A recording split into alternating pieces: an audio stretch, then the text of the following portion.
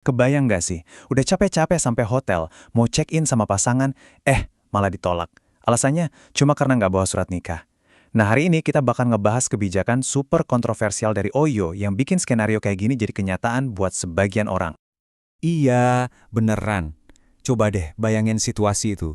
Anda datang ke hotel, siap-siap istirahat, tapi malah diusir.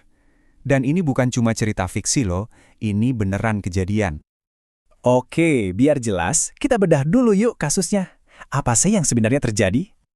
Jadi, ceritanya ini berawal di satu kota di India namanya Meerut. Tiba-tiba aja nih, Oyo di sana ngeluarin aturan baru. Semua pasangan yang mau nginep wajib hukumnya nunjukin surat nikah. Gak ada surat nikah, ya udah siap-siap aja ditolak di lobi.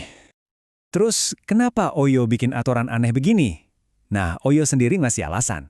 Katanya, ini bukan mau mereka, tapi karena ada tekanan dari kelompok-kelompok masyarakat di sana. Mereka bilang, ini demi menghormati norma komunitas dan kepekaan sosial lokal. Intinya, hotel mitra mereka dikasih kuasa penuh buat nolak siapa aja yang dianggap nggak sesuai. Udah bisa ditebak kan, kebijakan ini langsung bikin heboh. Reaksi publik itu, wah cepat banget dan keras banget. Nah, disinilah perdebatannya jadi panas. Di satu sisi, Oyo bilang, kita ini kan cuma menghormati norma lokal. Tapi di sisi lain, banyak yang bilang, ini sih namanya polisi moral. Urusan pribadi orang kok diikut campurin. Sampai ada komentar yang viral banget bilang kalau Oyo sedang menggali kuburnya sendiri di India. Komentar ini nangkep banget kekhawatiran orang-orang.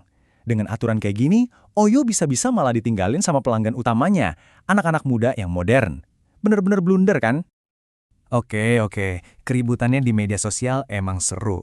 Tapi pertanyaan yang lebih penting, sebenarnya kebijakan ini legal atau enggak sih? Nah, jawabannya ternyata enggak sesimpel itu.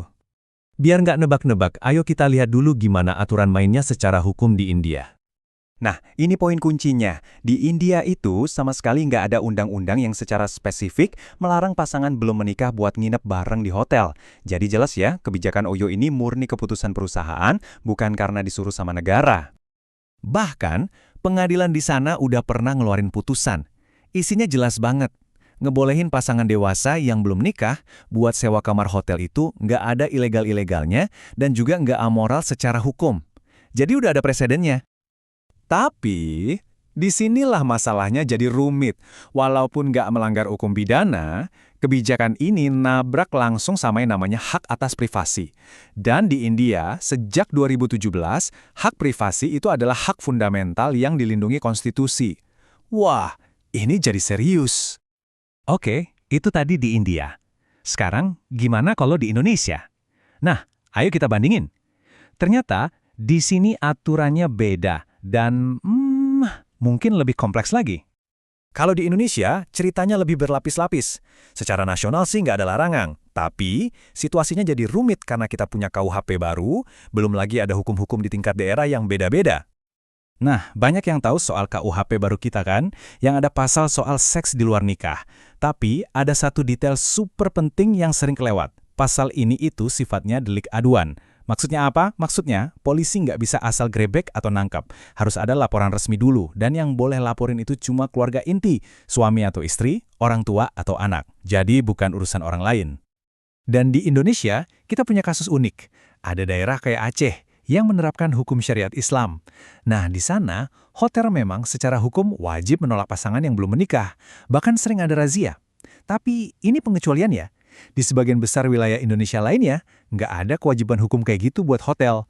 Jadi kalau ada hotel yang nerapin, itu murni keputusan bisnis mereka sendiri. Nah, ini nih yang menarik dan beda dari India. Dari sudut pandang hukum perlindungan konsumen di Indonesia, ada argumen yang kuat banget. Undang-undang kita jelas bilang kalau pelaku usaha itu nggak boleh diskriminatif.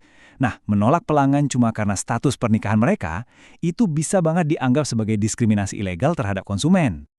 Oke, jadi setelah kita lihat kasus di India dan di Indonesia, kita ada di mana sekarang?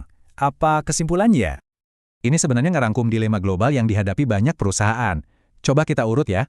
Pertama, ada perusahaan yang bikin kebijakan karena tekanan sosial. Kedua, kebijakan itu sendiri nggak melanggar hukum pidana yang spesifik. Tapi, langkah ketiga, kebijakan itu malah nabrak prinsip-prinsip dasar kayak hak privasi. Dan terakhir, kebijakan itu juga berisiko tinggi melanggar hukum perlindungan konsumen dan anti-diskriminasi. Pusing kan? Jadi, vonisnya gimana? Kebijakan kayak gini tuh ada di area abu-abu hukum.